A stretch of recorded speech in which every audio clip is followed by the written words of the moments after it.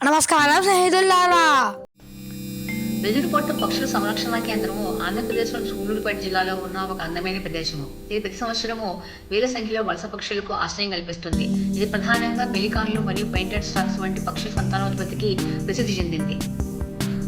ఈ పక్షుల సంరక్షణ కేంద్రము వెదురుపట్టు అగ్రహారంలో ఉంటుంది. వెదురుపట్టు అగ్రహారం మెయిన్ రోడ్ నుంచి 8 కిలోమీటర్ల దూరంలో ఉంటుంది. ఇక్కడికి బస్సు సౌకర్యం ఉండదు. మనం సెపరేట్గా ఆటో చేసుకుని వెళ్లాల్సి ఉంటుంది. ఈ వెదురుపట్టు అగ్రహారానికి చుట్టుపక్కల చాలా చిన్న చిన్న లేక్స్ ఉంటాయి. ఆ లేక్స్ లో కూడా మనము రకరకాల మైగ్రేటరీ బర్డ్స్ చూడొచ్చు.